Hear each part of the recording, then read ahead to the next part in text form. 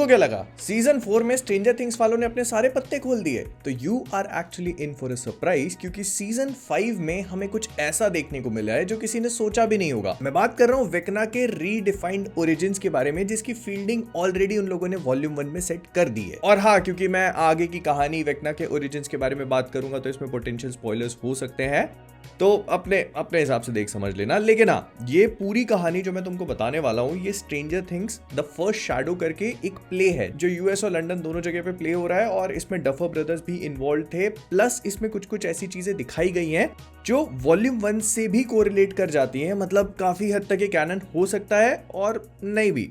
सब चीजों के बारे में एक एक करके बात करते हैं। तो इस प्ले में दिखाया गया है कि ये जो पूरी कहानी है ना, इसकी शुरुआत होती है 1943 में यूएस गवर्नमेंट के फिलाडेल्फिया एक्सपेरिमेंट के साथ में। इसमें हुआ क्या था कि इन्होंने एक बड़ा सा जो शिप होता है ना, जो समुद्री जहाज होता है, उसको गायब करने की कोशिश करी। And the idea behind this was कि दुश्मन देश में हम लोग जहाज को गायब करके भेज देंगे ताकि उनको पता ही ना चले, उनके रडार पे ही ना आए।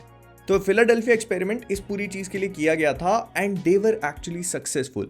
यूएसएस एल्ड्रिज नाम का एक शिप था जिसको इन लोगों ने गायब किया, लेकिन वो गायब होके दुश्मन के देश में नहीं बल्कि डायमेंशन एक्स में पहुंच गया। अब आगे बढ़ने से पहले मैं तुमको डायमेंशन एक्स क्या है इसके बारे में बता देता हूँ। हालांकि स्ट्रेंजर थिंग्स ने ऑफिशियली इस बात को कंफर्म नहीं किया है, लेकिन फिर भी जो पूरी लोर है ना, उसके हिसाब से जो हम लोगों ने पहली बार हेनरी को जाके देखा था कि वो येलोइश सा वर्ल्ड था जहां पर सारे डेमिगॉर्गन्स घूम रहे थे, माइंड फ्लेयर सबसे कनेक्टेड था, तो वो जगह अपसाइड डाउन नहीं, डायमेंशन एक्स है। ये हमारे कैरेक्टर्स की दुनिया है, ये डायमेंशन एक्स है, और इसके बीच में जो जगह बच रही है ना, वो अपसाइड डाउन नहीं है, वो हेल्सकेप कहलाता है। मतलब सीजन 4 में 11 जब हेनरी को वो टेलीपोर्ट करा देती है ना दरवाजा खोल करके, तो जिस बीच में से वो जाता है जहां उसको बिजली के झटके वगैरह पड़ते हैं, ये हेल्सकेप कहलाती है। और अगर तुम सोच रहे हो कि ठीक है ये सारी बातें तो हमको समझ में आ गई, तो अपसाइड डाउन का है, तो अपसाइड डाउन एक्चुअली में एग्जिस्ट ही नहीं करता था। मतलब in the first place normal दुनिया, डायमेंशन एक्स और उनके बीच का हेल्सकेप, बस यही चीजें थी। अपसाइड डाउन क्रिएट हुआ है 11 के ट्रैवल करने से या विल के ट्रैवल करने से।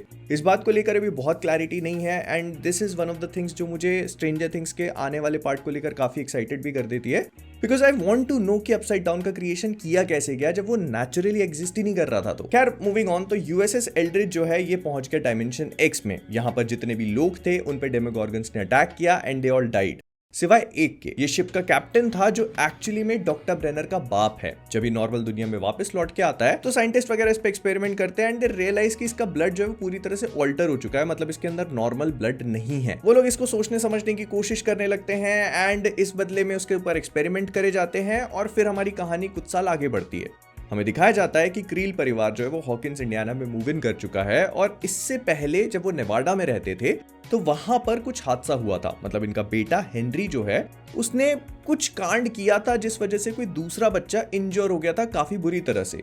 तो इन अ वे इनका हॉकिंस में मूव करना एक फ्रेश स्टार्ट की तरह है। अब जैसा हमको शो में दिखाया गया ना कि हेनरी जो है वो एक वियर्ड सा बच्चा है, एनिमल्स को मारना पसंद करता है, किसी से ज्यादा बातचीत नहीं करता, तो यहाँ पर कहानी कुछ अलग है।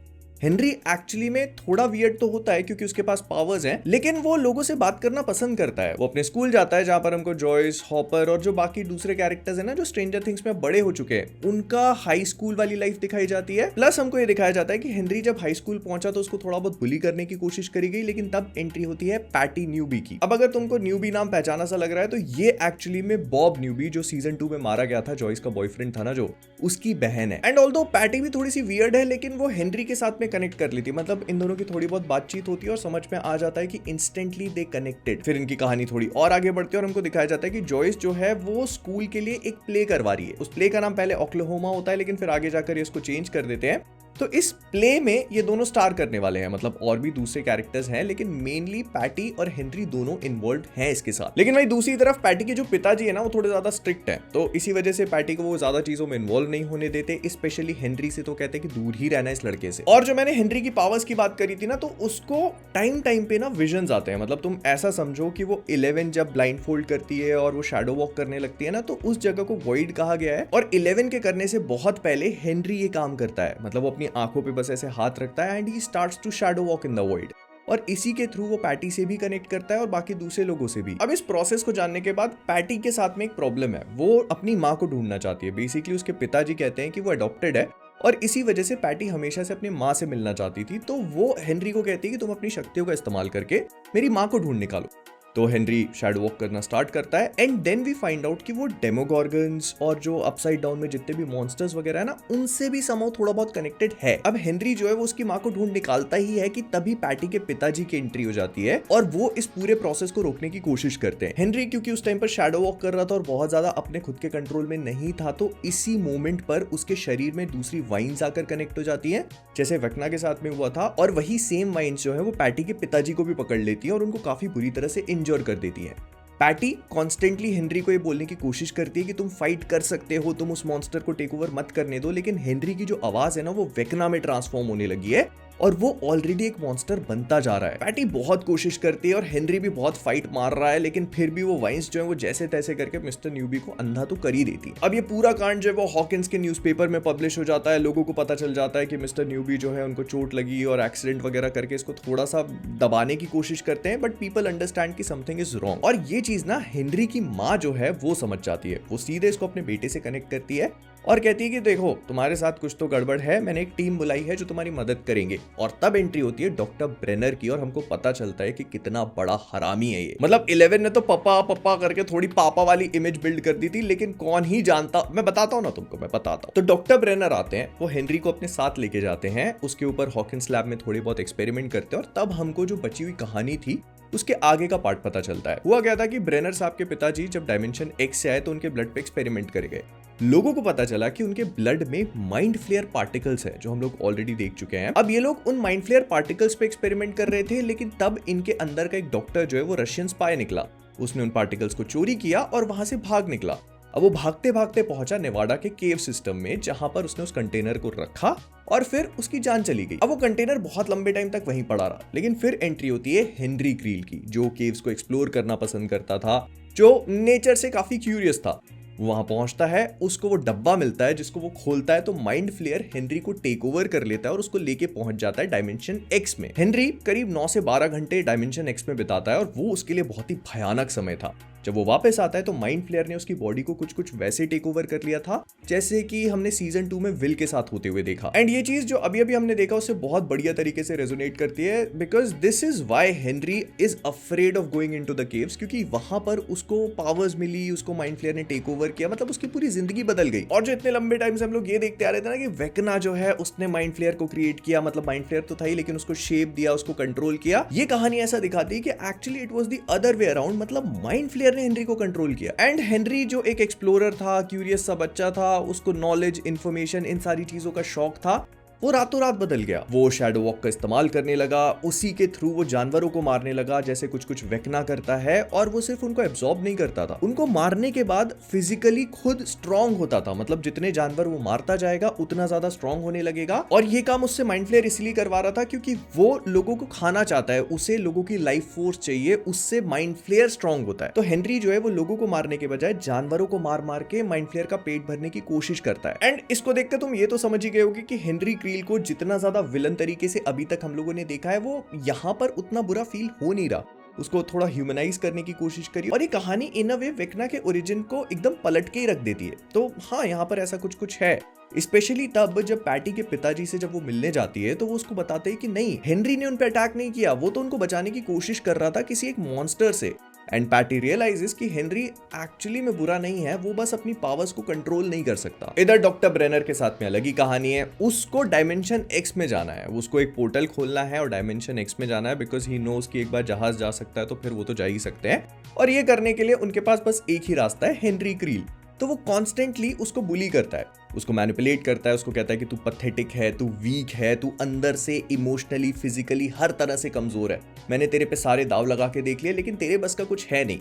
ये चीज अगर तुमको सिमिलर लग रही है तो बिल्कुल है, क्योंकि यही सेम काम अभी रिसेंटली वेक्ना ने विल के साथ में किया और फिर उसके बाद विल की पावर्स ट्रिगर होती हैं। So you see where all of this is coming from और कैसे ये सारी चीजें फुल सर्कल मूवमेंट क्रिएट कर रही हैं। डॉक्टर ब्रेनर ने हेनरी क्रील की पावर्स को एम्पलीफाई करने के लिए जो कुछ भी करा, वही सेम वेक्ना मतलब हेनरी ने विल के साथ में करा ताकि उसकी पावर्स ट्रिगर हो पाए। एंड यही सेम चीज वहां भी होती है। वो हेनरी को इतना ज्यादा प्रोवोक कर देता है, उसके सामने एक प्रिजन इनमेट को लाके रखता है जो ऑलरेडी डेथ रो पे था, मतलब उसको फांसी की सजा हो, तो इंजेक्शन वाली सजा हो चुकी थी मौत की। तो वो इसको कहता है कि तू इसको जान से मार और अपनी पावर्स को और एम्पलीफाई कर। पहले हेनरी मना कर देता है, लेकिन फिर डॉक्टर ब्रेनर उसको वही सारी चीजें बोलते हैं, प्रोवोक करते हैं, तो गुस्से में आकर वो उस प्रिजनर को मार देता है, उसकी पावर्स को लेता है। फिर डॉक्टर ब्रेनर को उठा करके फेंकता है और वहां पे जितने भी गार्ड्स आते हैं उन सबको मार के वो वहां से भाग निकलता है। वो अपने घर पहुंचता है जहां पर उसकी माँ उसको कन्फ्रंट करने आती है, तो वो अपनी माँ को भी मार देता है, अपनी बहन को भी मार देता है और उसके पिताजी के ऊपर इस पूरी चीज के खून का इल्जाम लग जाता है बिकॉज वो बहुत लंबे टाइम से अपने पिताजी को हेलुसिनेट करवा रहा था। अब तुम्हें लगेगा कि ये काम तो हेनरी कर रहा था, तो नहीं, हेनरी को जब डॉक्टर ब्रेनर ने प्रोवोक करना शुरू किया तो माइंड फ्लेयर टुक ओवर, क्योंकि उसकी पर्सनालिटी जो थी वो वैसी बहुत ज्यादा दबी हुई थी विल की तरह। तो माइंड फ्लेयर टुक ओवर और उसने उसकी माँ, उसकी बहन, इन सबको मारा ना। इस बीच बहुत सारी चीजें होती हैं लेकिन मुझे लगता है कि उनको बताने का कोई मतलब नहीं है, तो इसी वजह से मैं सिर्फ हेनरी, पैटी, डॉक्टर ब्रेनर इन्हीं की कहानी पे मेंटेन करा हुआ हूं। अब पैटी जो है वो उस प्ले के बैक स्टेज हेनरी का वेट कर रही है, क्योंकि जब हेनरी लैब में था तब उसने वॉइड के थ्रू वो शैडो वॉक करी और पैटी से बात करी and they both decided to run away together. तो पैटी इंतजार कर रही है कि हेनरी आएगा और वो दोनों भाग जाएंगे। हेनरी पहुंच भी जाता है लेकिन उसके अंदर ना वो डार्कनेस अभी भी मौजूद है। वो कॉन्स्टेंटली उससे फाइट करने की कोशिश तो कर रहा है लेकिन mind flayer has his own ways. तो पैटी उसको कॉन्स्टेंटली मोटिवेट कर रही है। इतने में एंट्री हो जाती है डॉक्टर ब्रेनर की। ये लोग खड़े हुए हैं बैक स्टेज, वो जो राफ्टर्स होते हैं ना ऊपर स्टेज के ऊपर, वहां खड़े हुए हैं। अब डॉक्टर ब्रेनर को तो पोर्टल खुलवाना है। वो कहते हैं कि ये लड़की हिंड्रेंस बन रही है। तो क्या करते हैं कि हेनरी को कहते हैं कि इस लड़की को मार, अगर तू अपना फुल पोटेंशियल रियलाइज करना चाहता है तो इस लड़की को मार। हेनरी भी कहीं ना कहीं ये बात एक्सेप्ट कर लेता है। उसने अपनी माँ को मार दिया, अपनी बहन को मार दिया, इतने सारे लोगों की जान ऑलरेडी ले चुका है। तो वो समझ जाता है कि यार मेरे अंदर एक डार्कनेस है और मैं उसको रोक नहीं सकता। हालांकि पैटी उसको बहुत मोटिवेट कर रही है और कहती है कि तुम फाइट करो, बट हेनरी वो काम नहीं कर पाता। वो माइंड फ्लेयर के सामने गिव अप कर देता है, जो पैटी को एक धक्का मारता है और वो राफ्टर से सीधे नीचे गिरती है। Although she does not die, लेकिन इस मोमेंट पे हेनरी पूरी तरह से गिव अप कर चुका है। उसने उस लड़की को मारने की कोशिश करी जिसे वो बहुत ज्यादा प्यार करता था and this is where he breaks down. वो पूरी तरह से माइंड फ्लेयर पे सरेंडर कर देता है। डॉक्टर ब्रेनर उसको लेते हैं, अपने लैब में जाते हैं और फिर उस पे कायदे से एक्सपेरिमेंट करना शुरू करते हैं।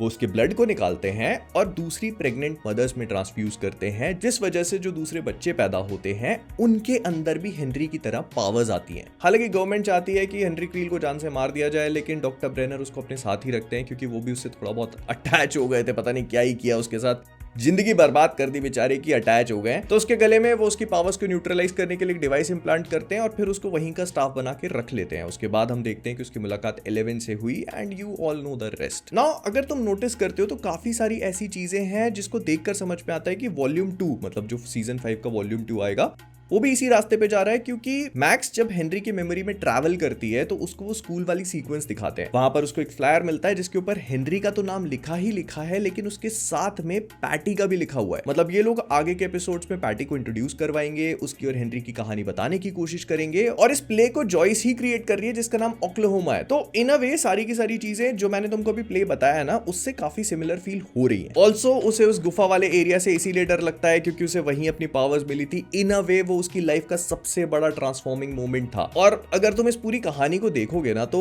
वो उसके लिए अच्छा नहीं था। हम लोगों ने अभी तक ये देखा है कि वेक्ना जो है वो हमेशा से चाहता था शक्तियां पाना। वो एक बहुत ही इमोशनलेस, कोल्ड सी वाइब देता है, बहुत ही ऐसे बात करता है जैसे उसको किसी चीज से फर्क ही ना पड़ता हो। तो maybe it is not Henry talking, maybe it is the mind flayer जिसने उसको तभी टेक ओवर कर लिया था और अब उसकी पर्सनालिटी ही वो बन चुकी है। और अगर मुझे बहुत ही वाइल्ड गेस करना होगा ना तो वेक्ना जो इतने लंबे टाइम से हम लोग देख रहे हैं उसके कंट्रोल में माइंड फ्लेयर नहीं, माइंड फ्लेयर के कंट्रोल में वो है and he wants to get out of it. वो माइंड फ्लेयर को हराना चाहता है, शायद डायमेंशन एक्स को टेक ओवर करना चाहता है, नहीं चाहता है वो मुझे नहीं पता, लेकिन कहीं ना कहीं he wants to get away from mind flayer. वो जो इतने लंबे टाइम से उसके शिकंजे में फंसा हुआ है ना, उसे कैसे भी उस केज से बाहर निकलना है और उसी से बचने के लिए उसने एक दूसरी केज बनाई जिसका नाम है अपसाइड डाउन। मतलब माइंड फ्लेयर अगर डायमेंशन एक्स में है तो वेक्ना ने अपनी जगह बना ली है अपसाइड डाउन। उसके आसपास उसने पूरी वॉल्स बना ली हैं ताकि माइंड फ्लेयर वहां पर ना पहुंच सके। ऑल्दो हम लोगों ने कई बार माइंड फ्लेयर को अपसाइड डाउन में देखा है, लेकिन पता नहीं, मतलब मैं बस एक थ्योरी बताने की कोशिश कर रहा हूं। इट वुड मेक सेंस कि वेक्ना ने अपसाइड डाउन को इसीलिए क्रिएट किया because he wanted to escape, और उसके आसपास की जो वॉल्स हैं उनको माइंड फ्लेयर पेनिट्रेट नहीं कर सकता। लेकिन ये जो पूरी कहानी मैंने तुमको बताई ना,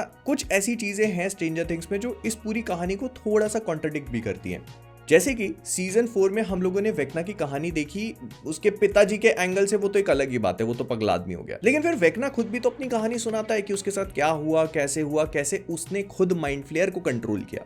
तो ऐसा क्यों ही करना चाहेगा वो? I am kind of confused about this. May be ऐसा हो सकता है कि कहानी वेक्ना नहीं माइंड फ्लेयर सुना रहा था, बट स्टिल बहुत सारी चीजें हैं जो वेग छूटी हुई हैं, और अगर मुझसे पर्सनली पूछा जाए तो शायद डफर ब्रदर्स जो है वो इस प्ले से थोड़ा बहुत बोरो करेंगे। मतलब जो वेक्ना का ओरिजिन हमें देखने को मिलेगा वो इससे सिमिलर होगा, एज इट इज बिल्कुल ऐसा नहीं। वो अपने शो की कहानी के साथ में जो चीजें कैनन है उसके थ्रू इसका ओरिजिन एक्सप्लेन करने की कोशिश करेंगे। बट हाँ, ये बात तय है कि आने वाले जो 3 एपिसोड्स हैं उसमें से किसी एक में हमको इसकी कहानी बहुत डिटेल में बताई जाएगी, और ऐसा निकलेगा कि सीजन 4 में जो कुछ भी हमने देखा है वो एक्चुअली में पूरा सच नहीं था। इसकी एक लव स्टोरी होगी, क्योंकि उस फ्लायर पे हम लोगों ने पैटी न्यूबी का नाम भी देख लिया है, तो मतलब हमें मोस्ट लाइकली हेनरी की जो ह्यूमन साइड है ना वो देखने को मिलेगी, जो अभी तक नहीं दिखाई गई। खैर, तो जो कुछ भी था मैंने तुमको पूरा बताने की कोशिश करी। I hope you guys enjoyed it, और तुमको थोड़ा बहुत समझ में भी आया होगा कि वॉल्स जो हैं, जो अपसाइड डाउन की पूरी वॉल है उसके पीछे डायमेंशन एक्स है, जहां पर माइंड फ्लेयर का कंट्रोल है, एंड वेक्ना क्योंकि उससे बचना चाहता है तो उसने पूरी वॉल बना ली है। This is what I am theorising, although मैं इस चीज को लेके बहुत श्योर नहीं हूं, but I want to know what you guys think. तो मिलते हैं अगले वाले में।